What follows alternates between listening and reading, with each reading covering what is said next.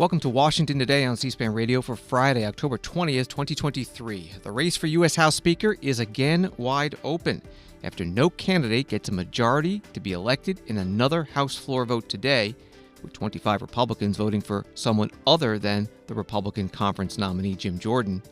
Then House Republicans meet behind closed doors and vote to declare that Jim Jordan is no longer their nominee for Speaker. Republican members will be returning Monday to start looking for a new candidate. There has been no permanent House Speaker for 17 days. Secretary of State Antony Blinken says that Hamas has released 2 U.S. hostages it's been holding since Hamas's October 7th attack on Israel, and the diplomatic work continues to find 10 Americans still unaccounted for.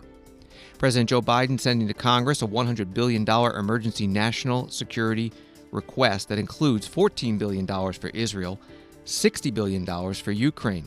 He outlined this in Thursday night's primetime speech from the White House Oval Office. Some Democratic members of Congress hold a rally on Capitol Hill calling for an immediate ceasefire between Israel and Hamas. And the United Nations Secretary General Antonio Guterres visits the border crossing between Gaza and Egypt, saying that trucks loaded with humanitarian aid must be allowed to cross now. And we start with the U.S. House Speaker election. This from the Washington Post. House Republicans meeting behind closed doors voted Friday by secret ballot for Congressman Jim Jordan, Republican from Ohio, to step aside as the GOP Speaker nominee after a third vote on the House floor in which Jordan fell well short of majority of the full chamber. The vote to remove Jordan was 112 to 86. The move leaves the Republican conference without a nominee more than 2 weeks after the ouster of Congressman Kevin McCarthy, Republican from California, as Speaker. House Republicans will return Monday to start the process again. Members have until Sunday to declare Speaker candidacies. That was from the Washington Post. Here's Congressman Jordan's reaction to all the developments. Well, it was, I told the conference it was an honor to be their Speaker designee, but I felt it was important that we all know, get an answer to the question if they wanted me to continue in that role. And so we put the question to them. They made a different decision. I told the conference that I appreciated getting to work with everyone, talk with everyone. I got to know members in our conference that I didn't really know that well over the last 3 weeks, and that we need to come together and figure out who our speaker is going to be. I'm going to work as hard as I can to help that individual so that we can go help the American people. And I'm also going to go back to work. We got several depositions lined up next week in the Judiciary Committee, work that we need to do for the American people in our investigative work. So we'll go back to work there. But it's important we do unite. Let's figure out who that individual is, get behind him, and get to work for the American people. Thank you all very much. Do you have any preference on who you want to see? Congressman Jim Jordan, Republican from Ohio, still chair of the Judiciary Committee, and after today's closed-door vote of secret ballot vote of the House Republicans, no longer the Speaker designee from the party. CNN's Melanie Zanona posting, confirmed people running for Speaker: Tom Emmer, Majority Whip; Kevin Hern, Republican Study Committee Chair; Byron Donalds, Freedom Caucus member; Mike Johnson, Vice Conference Chair and Judiciary Committee member; Jack Bergman, a former general; and Austin Scott, who challenged Jim Jordan last time. And also this from the Texas Tribune, Congressman Pete Sessions announced Friday afternoon he is running for U.S. House Speaker. Congressman Jordan started the day by saying he planned to hold a vote for Speaker today and potentially continue holding votes through the weekend until a Speaker is elected. The House met at 10 a.m. Eastern and called for nominations for Speaker. There were 2. Congressman Kevin McCarthy, the former Speaker, nominated Jim Jordan, and Congresswoman Catherine Clark, the Democratic whip, nominated the Minority Leader in the House, Hakeem Jeffries. Then there was the roll call of members alphabetically from the clerk, and members voting from their seats, rising and saying the name of who they're voting for. When that was all over, the Speaker pro tem, Patrick McHenry, Republican of North Carolina, read the results, including the votes he received. And again, no Speaker. The tellers agree in their tally that the total number of votes cast is 429, of which the Honorable Jim Jordan of the state of Ohio has received 194. The Honorable Hakeem Jeffries of the state of New York has received 210.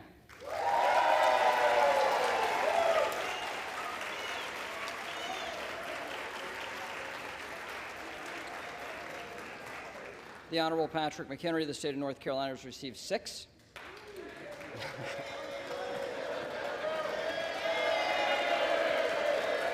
All right, the House will come to order. The House will come to order. The Honorable Byron Donalds of the state of Florida has received 2. The Honorable Tom Emmer of the state of Minnesota has received 1. Lee Zeldin of the state of New York has received 4. The Honorable Steve Scalise of the state of Louisiana has received 8. The Honorable Mike Garcia of the state of California has received 1. The Honorable Kevin McCarthy of the state of California has received 2. The Honorable Bruce Westerman of the state of Arkansas has received 1. No person having received a majority of the whole number of votes cast by surname, a speaker has not been elected. Pursuant to Clause 12A of Rule 1, the chair declares the House in recess, subject to the call of the chair. The Speaker Pro Tem, Patrick McHenry, presiding over the House, reading the results of the vote for Speaker today, the third one this week. Jim Jordan needed 214 votes today to be elected, a smaller number than the previous votes because there were some members not voting. Needed 214, he received 194. There were 25 House Republicans who voted for someone other than Jim Jordan. That's versus 20 in the first vote and 22 in the second vote. 3 new Republican flips today against Jim Jordan were Brian Fitzpatrick of Pennsylvania, Tom Kean of New Jersey, Mark Molinaro of New Jersey. That is, they voted for Jim Jordan previously and now voted for other people. Reporters asked Brian Fitzpatrick why he switched to vote for Patrick McHenry. So you voted against him this round. Yeah. What are your thoughts moving forward? Could you ever switch back to Jordan? Now, listen, take the names out of it. This has never been about Hakeem Jeffries, Jim Jordan, Patrick McHenry. This is about opening our government.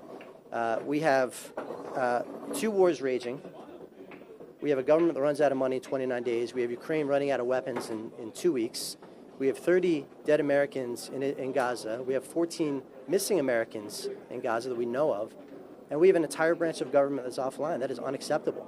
So I hope you all are asking the question of the 8 and the 208 that put us in this position, because they are the reason we're here. We're going to try to figure out how to clean up that mess that they caused. But that's why we're here right now. And everybody needs to be abundantly clear that we had a speaker who put a 2-party bill on the floor to avert a government shutdown, and he was punished for it.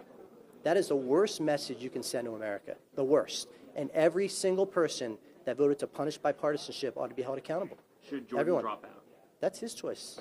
You saw how I voted today. If not McHenry, is there anybody else you could see getting to 217 within That's a question for individual members. I think Patrick McHenry is a perfect person to just get us through the year and possibly the cycle.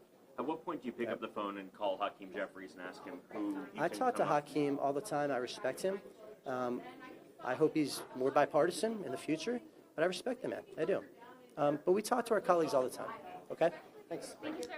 Congressman Brian Fitzpatrick, Republican from Pennsylvania, speaking to reporters after today's House floor vote on a speaker and Jim Jordan not getting a majority of the full House to be elected.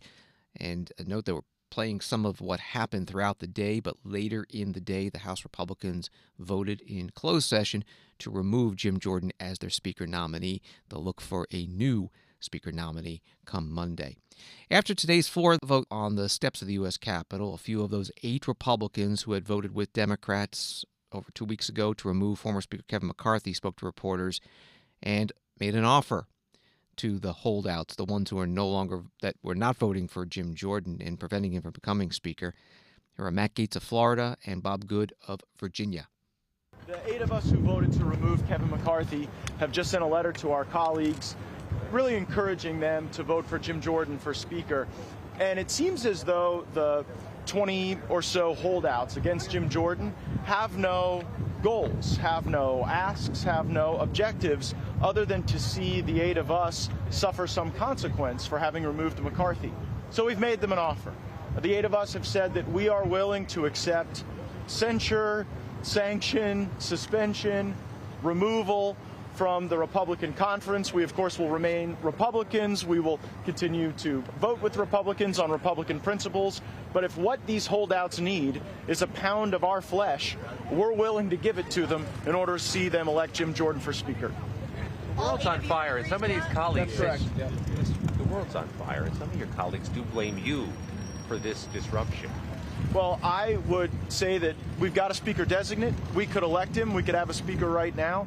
And, I think the world was on fire when America sat atop a $33 trillion debt with no plan to reduce spending.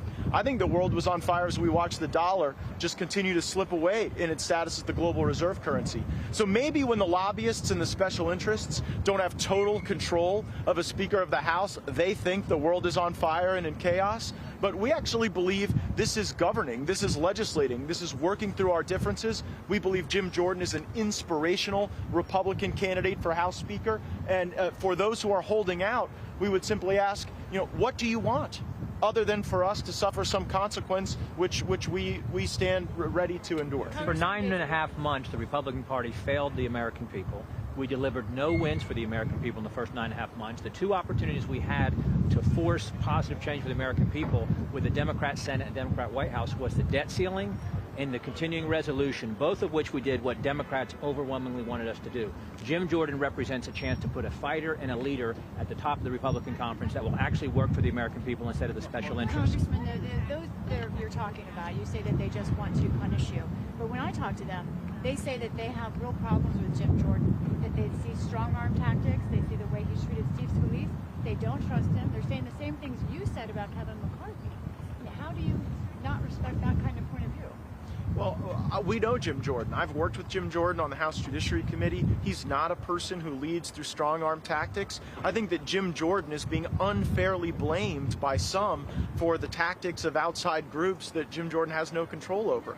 We want to meet with our colleagues. We want to understand how they can get to a comfort level with Jim Jordan. We in January allowed the ascent of Kevin McCarthy to the speakership. We had specific goals. When those promises were made to meet those goals, we were willing to work with the team. So our call is to our fellow Republicans to vote with the team, work with the team, help us elect a Republican speaker. Congressman Matt Gaetz of Florida and Bob Good of Virginia, both Republicans, on the steps of the U.S. Capitol after today's House floor vote in which Jim Jordan, Republican, did not get a majority of the House in order to be elected Speaker. 25 Republicans voting for other candidates. Later in the day, House Republicans met and voted by secret ballot to say they do not want Jim Jordan to be their Speaker nominee anymore. They will choose someone else next week. Ken Buck, Republican of Colorado, also voted to remove former Speaker Kevin McCarthy. He told reporters today he did not sign the letter that Matt Gaetz and Bob Good were talking about, telling reporters he doesn't support Jim Jordan for Speaker. Congressman Carlos Jimenez, Republican of Florida, voted today on the House floor for former Speaker McCarthy to again be Speaker, and he spoke to reporters about why. You flipped and voted for McCarthy. Is there a world in which, no, not for Jordan, but is there a world in which Jordan ever gets the votes, and is it time for him to I don't think that Jim Jordan was pretty clear yesterday when he met with a number of us that he asked us what we wanted. We don't want anything. This is not something that we want. We don't want a committee. We don't want anything. So it's difficult for him to say, hey, what can I do to please you? I think the 22 are really solid. We picked up another 3. I think more people are going to come around and say that, you've had your chance. Let's go. Let's move on. It's time to move on. Look, keeping this up only divides the party. We're getting, people calling and calling certain people rhinos and all that. Look, I've been a Republican all my life. I'm a solid Republican, and somebody to call me a Republican in name only is insulting to me. And there seems to be this pressure campaign. And if you put pressure on me, it's not going to move me, because if I somehow succumb to pressure, it means I'm going to be pressured all my life. I'll never be pressured. Anybody who knows me, and people from Miami know me, if you pressure me, no. If you talk to me, if you want to, let's talk about it and all that, my mind could be persuaded. But at this point, I don't see him gaining any votes. I see him losing more and more votes. I think he ought to come to that realization. There is somebody in that conference that we can unite behind. And look, I've been with McCarthy, but I'm not saying McCarthy's going to be the final answer to us. But there's somebody there, and I'm sure that at the end, I'm going to be voting for the Speaker of the House of Representatives. His name may not be McCarthy, but it probably won't be Jordan, and it probably won't be Scalise, and it probably may not even be McCarthy. But we can find somebody. When you met with Mr. Jordan and his surrogates, did they answer your concerns about threats? Did they make clear they're going to try to tamp that down? He said, no, I don't think he did. I think mostly what he said, look, I had nothing to do with it. But yet today we're getting, more of these text things about, rhinos are stopping Jim Jordan, click here, all that stuff. And that's not what a leader does. And also, look, true leaders are followed. I have to follow you because you're my leader. I don't have to be pushed into you to be a leader. And so you're pushing me, to follow you.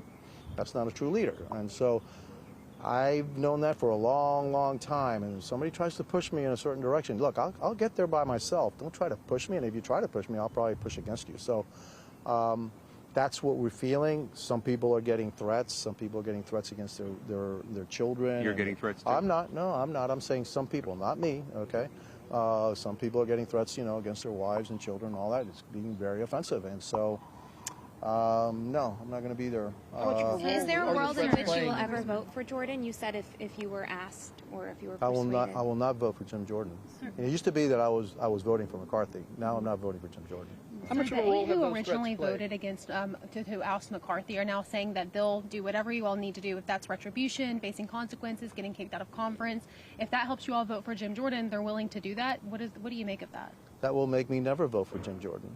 Why? Because if this was their plot all along to oust Kevin McCarthy, who was a rightful leader, to put the one that they wanted, that's just rewarding bad behavior. And so we'll see more of that. So if that's what they did, they just solidify my vote against Jim Jordan, because if that was their intent all along.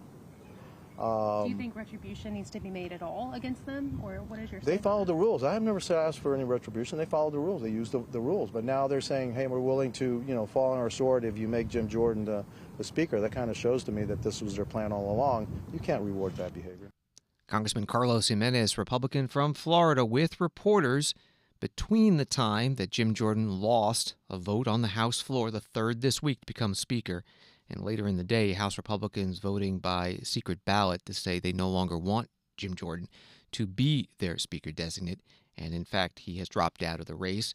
Next week, Republicans will be meeting to decide who to put forward as a new Speaker candidate. Also, speaking in that time between the House floor vote and where Republicans met privately, the House Democratic leader, Hakeem Jeffries.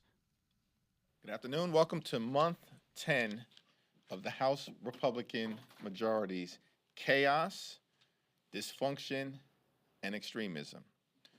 Let me begin by thanking President Biden for demonstrating what leadership looks like here in America and for the free world. President Biden has made clear that there is serious business that needs to be done for the American people. But in order for that to happen, we need the House of Representatives to reopen so we can meet the needs of the American people domestically and in terms of our national security interests, so that we can stand by Israel in its time of need, stand by Ukraine in its time of need, stand by our allies throughout the world, provide humanitarian assistance to civilians in Gaza who may be in harm's way, and reach a spending agreement so we can keep the government open, avoid a shutdown, and continue to solve problems on behalf of everyday Americans. House Democrats continue to make clear that we are willing to find a bipartisan path forward so we can reopen the House and solve problems for hard-working American taxpayers. It's time for traditional Republicans to get off the sidelines, get in the arena, realize that the chaos, dysfunction, and extremism has to end, and the only way to do it is to figure out how we can partner in a bipartisan fashion to reopen the House and govern in a reasonable, common sense way. It's time for House Republicans to embrace bipartisanship and abandon extremism once and for all. That is your only way out of the House Republican chaos and dysfunction. Embrace bipartisanship and abandon extremism. The House Minority Leader, Hakeem Jeffries, Democrat from New York, at a news conference after today's House floor vote yielded no speaker elected. And then, as Politico writes, in a shocking turn, Jim Jordan on Friday lost an internal Republican vote that was intended to show confidence in him remaining as his party's speaker designee. The Ohio Republican is now no longer his party's pick to lead the House, a demise sealed by a GOP secret ballot just after his third failed floor vote as a speaker hopeful. The article goes on, it was an unexpectedly fast end to the Ohio Conservatives' candidacy to lead the chaos-ridden Republican conference, and a sign that the flailing party is fed up on its 17th day without a speaker. Lawmakers now plan to leave Washington for the weekend as the next round of ambitious Republicans decides whether to mount their own speaker bids. But most Republicans acknowledge that even with new faces to consider, they still have no clear path to uniting their splintered conference. They've already rejected two speaker candidates, Jim Jordan and House Majority Leader Steve Scalise, as well as former Speaker Kevin McCarthy during this month alone. That was from Politico. Well, former Speaker McCarthy, now Congressman McCarthy, Republican from California, spoke to reporters about what happens next. Yeah, so you guys are going to go home? Yeah, unfortunately, Jim is no longer going to be the nominee. We'll have to go back to the drawing board. What history will look at, the crazy eights led by Gates, the amount of damage they have done to this party and to this country is insurmountable. I've never seen this amount of damage done to just a few people for their own personalities, for their own fear of what's going through. And really, it's astonishing to me. And we are in a very bad position as a party, one that has won the majority, one that America has entrusted us with, that a simple 8 people have put us in this place. So what's going to happen next? What kind of names do you expect to be on the candidate forum list? I don't know. I mean, on a very serious note, this is talking about the person third in line to the presidency. And the furthest step anybody takes is from the front row to the podium. A lot of people here that might put their name in might not have the knowledge of what it takes in others. So I hope we had some other people up for the job that both could have done the job. I'm concerned about where we go from here. Will you get back in? Will you get back in? Congressman Kevin McCarthy, former speaker, with reporters, also coming out to talk to the reporters. The Speaker pro tem, Patrick McHenry, Republican from North Carolina. House Republicans will return on Monday at 6:30 p.m. for a candidate forum, followed by an election process on Tuesday morning at 9 a.m. The reason why I made that decision is we need space and time for candidates to talk to other members. It's fair to say that Leader Scalise wasn't given adequate time. He had 24 hours to campaign. I don't think that was right for him. Our nominee, Jordan, was given a little more time. Not right for him. The conference made a decision that we're going to move forward with a new speaker nominee today. But the space and time for a reset is, I think, an important thing for House Republicans. Now, on the national security front, we have fully constituted committees. Committees can still work, and they are working. Chairman Rogers, Chairman Turner, Chairman McCall, Chairwoman Granger are all working. I want to thank the administration for their briefings on the supplemental request for national security.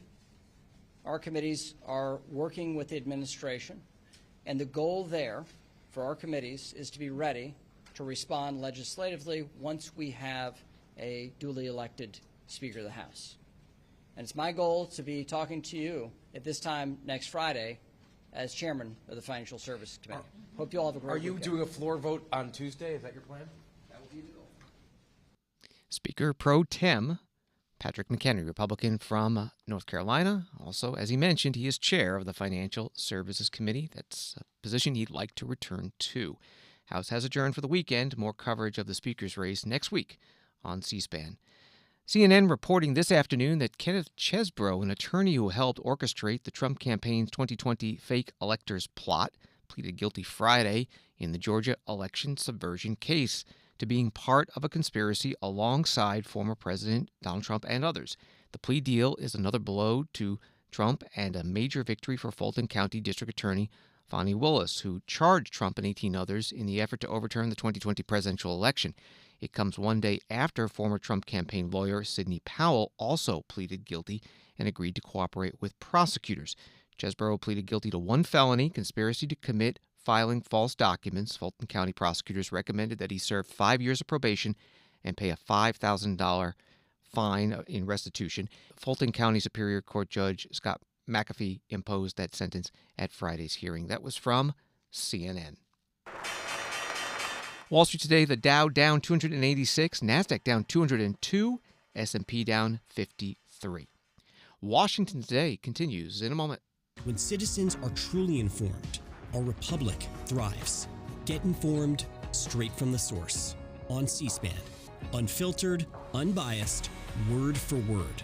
From the nation's capital to wherever you are. Because the opinion that matters the most is your own. This is what democracy looks like. C-SPAN, powered by cable.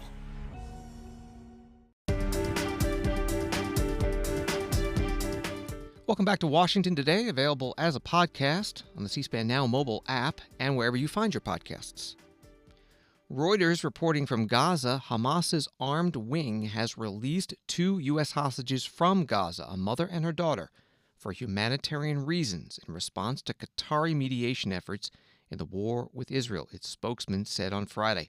Hamas says it took about 200 hostages during a deadly October 7th rampage carried out from the Gaza Strip on communities and military bases in southern Israel, part of the biggest attack on the country since the 1973 Arab-Israeli War. Hamas said 50 more are held by other armed groups in the enclave. It said more than 20 hostages have been killed by Israeli airstrikes, but has not given any further details. That was from Reuters. Secretary of State Antony Blinken gave more details at today's State Department news conference. About an hour ago, 2 American citizens held by Hamas since October 7th were released. These 2 Americans are now safely in the hands of Israeli authorities in Israel. We expect a team from the U.S. Embassy to see them very shortly. Over the coming hours, they'll receive any support and assistance they need, and of course we're very anxious to be able to reunite them with their loved ones. We welcome their release. We share in the relief that their families, friends, and loved ones are feeling. But there are still 10 additional Americans who remain unaccounted for in this conflict. We know that some of them are being held hostage by Hamas, along with an estimated 200 other hostages held in Gaza. They include men, women, young boys, young girls, elderly people from many nations. Every single one of them should be released. Since the earliest hours of this crisis, the President has made clear that he will do everything possible to secure the release of every hostage. During my own recent travel to the region, I emphasized the urgency and importance of this to the United States and pressed our partners to do everything they can to help us secure the release. Since that time, we've continued to work relentlessly with partners to do just that. I can't speak publicly about the details of these efforts. I know you understand that. But the urgent work to free every single American, to free all other hostages, continues, as does our work to secure the safe passage out of Gaza for the Americans who are trapped there. In this particular instance, I want to thank the government of Qatar for their very important assistance. When I was in Israel last week, I met with the families of U.S. citizens that Hamas has taken hostage. President Biden, too, had the opportunity to hear directly from the families. It's impossible to adequately put into words the agony they're feeling of not knowing the fate of their loved ones. Worrying relentlessly about them, for their safety, for their security, for their well-being. No family anywhere should have to experience this torture. What I shared with the families, as the President did as well, is that the entire United States government will work every minute of every day to secure their release, to bring their loved ones home. Secretary of State Antony Blinken today at the State Department. More from the Reuters article. Israel responded to the hostage crisis and the attack by Hamas gunmen, which killed 1,400 Israelis, by pounding Gaza with airstrikes, killing more than 4,000 people, and has said it will act to free the hostages while wiping out Hamas. It amassed tanks and troops near the perimeter of the enclave for an expected ground offensive, calling on Palestinians to evacuate the north of Gaza, where it says Hamas is dug in. Israel has also said there will be no end to its full blockade of the enclave unless Israeli hostages are freed. That from Reuters. This from the Times of Israel. U.S. President Joe Biden urgently requested Friday military aid for Ukraine and Israel in a massive $106 billion national security package, but Republican paralysis in Congress means it will hit an immediate wall. President Biden's demand came a day after he drew a direct link between the Hamas attack on Israel and Russian President Vladimir Putin's invasion of Ukraine to convince Americans that the United States must show global leadership. President Biden gave a national address from the White House Oval Office Thursday night. American values are what make us a partner that other nations want to work with. To put all that at risk, if we walk away from Ukraine, if we turn our backs on Israel, it's just not worth it. That's why tomorrow I'm going to send to Congress an urgent budget request to fund America's national security needs, to support our critical partners, including Israel and Ukraine. It's a smart investment that's going to pay dividends for American security for generations. Help us keep American troops out of harm's way. Help us build a world that is safer, more peaceful, more prosperous for our children and grandchildren. In Israel, we must make sure that they have what they need to protect their people today and always. The security package I'm sending to Congress and asking Congress to do is an unprecedented commitment to Israel's security that will sharpen Israel's qualitative military edge, which we've committed to, the qualitative military edge. We're going to make sure Iron Dome continues to guard the skies over Israel. We're going to make sure other hostile actors in the region know that Israel is stronger than ever and prevent this conflict from spreading. Look, at the same time, President Netanyahu and I discussed again yesterday the critical need for Israel to operate by the laws of war. That means protecting civilians in combat as best as they can. The people of Gaza urgently need food, water, and medicine. Part of President Biden's primetime speech from the White House Oval Office Thursday night. When he posted it on X, formerly Twitter, he wrote, "The terror and tyranny of Hamas and Putin represent different threats, but they both want to completely annihilate a neighboring democracy." He said, "Let me share with you why this is vital for America's national security," and he included the video. Senator J.D. Vance, Republican from Ohio, was interviewed on Fox News after the president's speech Thursday and says the two aid requests should be voted on separately. Why is Joe Biden going on national television and selling people on a Ukrainian escalation when Joe Biden is talking about the terrible tragedy in Israel? Whatever your views, Sean, on Ukraine, it is a separate country and a separate problem. I think what the president did is completely disgraceful. If he wants to sell the American people on $60 billion more to Ukraine, he shouldn't use dead Israeli children to do it. It was disgusting. Senator J.D. Vance, Republican from Ohio, on Fox News Channel Thursday night. The president's 100-plus emergency national security funding package sent to Congress today includes $60 billion for Ukraine, $14 billion for Israel, $14 billion for the U.S. southern border, $2 billion for the Indo-Pacific, that is Taiwan, and $10 billion for humanitarian aid for Israel, Gaza, Ukraine, and the U.S. southern border. A story at commondreams.com begins citing the catastrophic suffering inflicted upon the people of Gaza by Israel's relentless bombardment of the Palestinian territory.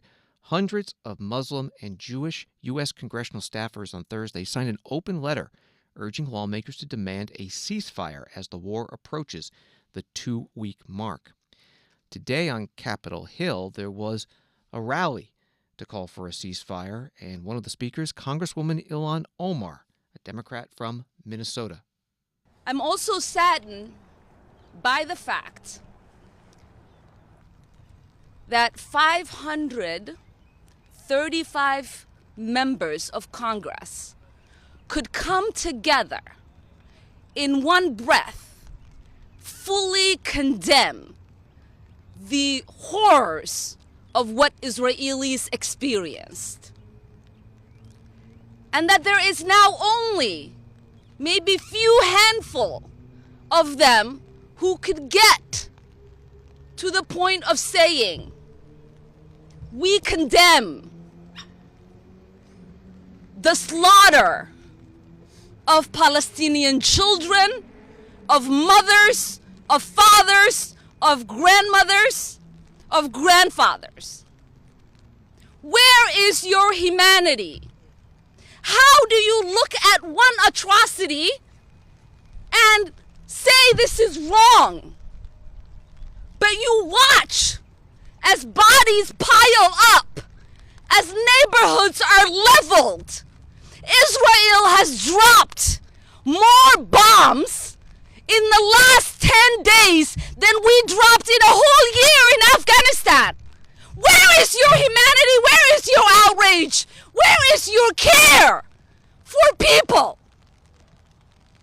How is it that we have a president who is talking about releasing hostages, who is talking about getting American citizens out of Israel, but could not get himself to say, I want to save and work to save the hundreds, thousands of Americans is stuck in Gaza? What is wrong with you? How is this possible? Congresswoman Ilhan Omar, Democrat from Minnesota, one of several Democrats from the U.S. House at a rally today on Capitol Hill calling for a ceasefire in the Israeli-Hamas war. Reporters covering President Biden at the White House asked him about a promise of aid to Gaza. Trucks have lined up on the Egyptian side of the Rafah border crossing. The question to the president was at the end of a White House meeting he had with the leaders of the European Union and European Commission, discussing not only the Middle East, but Russia's war with Ukraine. Mr. President, what do you make of that, Mr. President? What do you make of that? I'll answer that one question and then say goodbye. I believe you'll see that I got a commitment from the Israelis and the President of Egypt that the crossing would be open. The highway had to be repaved because it was very bad shape.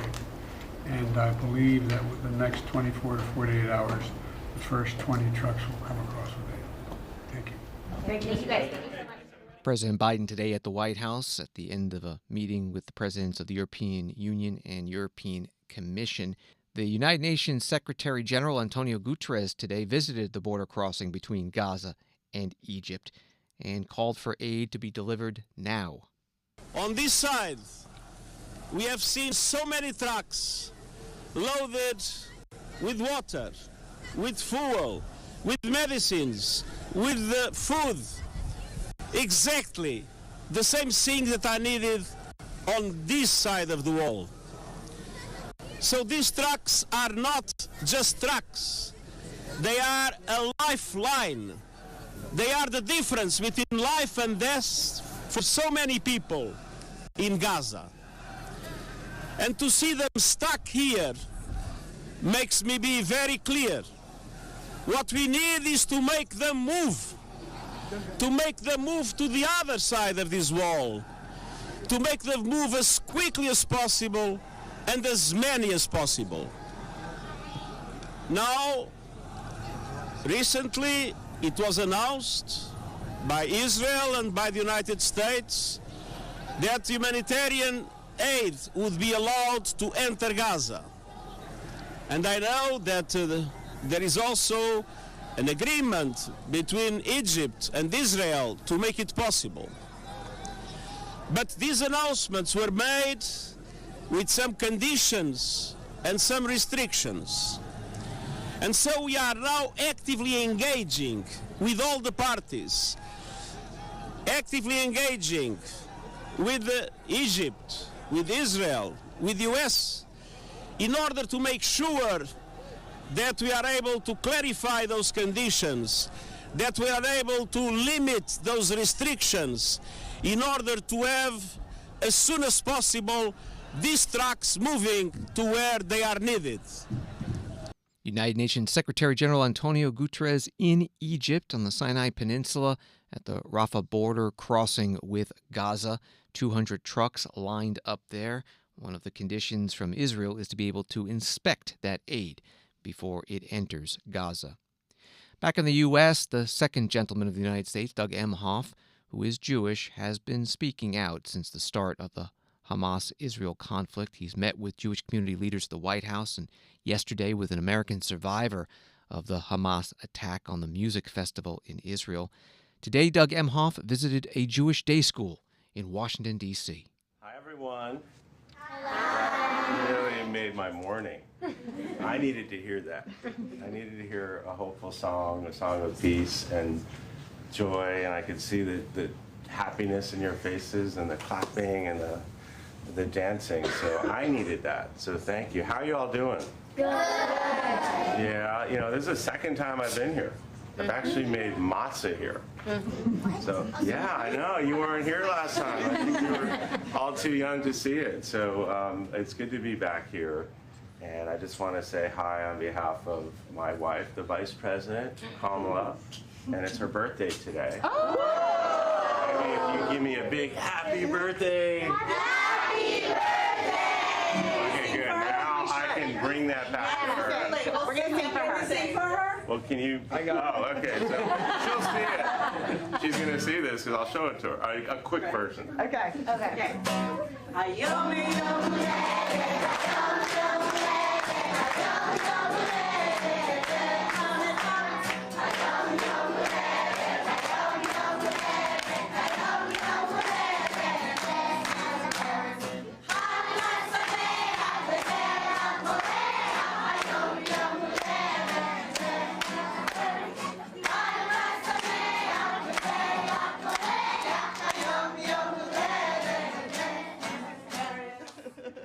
That's awesome. So I'm going to probably use this instead of a card. Yeah. I can just say, here, honey. So thank you. I know, you're probably talking to your parents and your teachers and your siblings about what's going on. But just know that I have your back. And the president and the vice president have your back, too. And we're always going to be there for you, I promise. Thank you.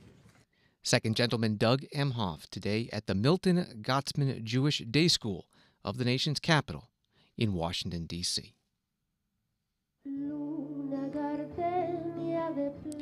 At the White House, singer Gabby Moreno, born in Guatemala, living in Los Angeles, at a celebration of National Hispanic Heritage Month, which runs in the U.S. from September 15th to October 15th, from earlier this week. And speaking at that event, First Lady Jill Biden.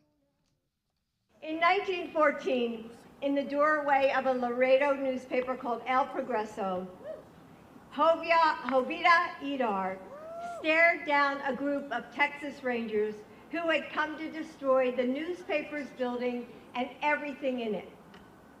Jovita was a Mexican-American journalist, suffragist, and outspoken champion for civil rights.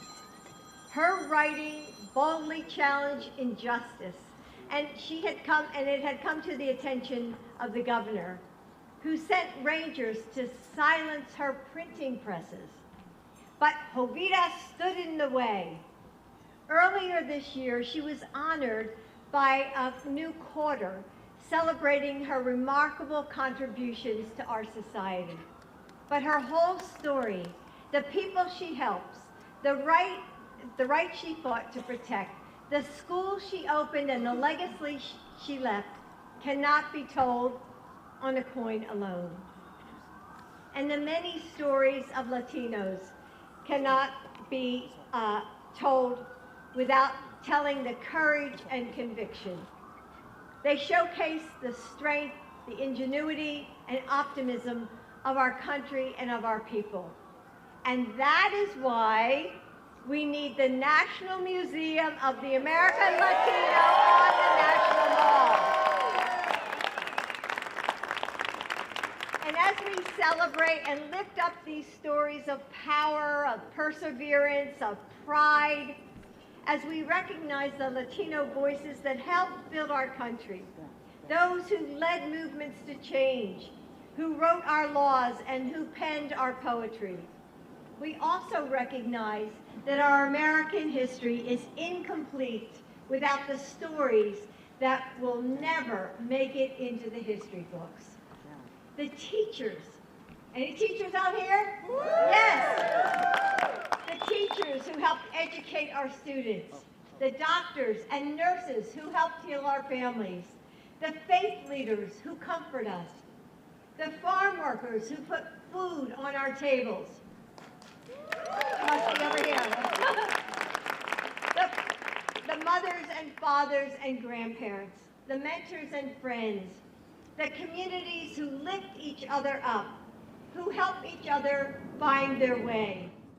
First Lady Jill Biden on Wednesday in the White House Rose Garden at a National Hispanic Heritage Month celebration. Vice President Kamala Harris also speaking, and we've got the full video on our website at cspan.org.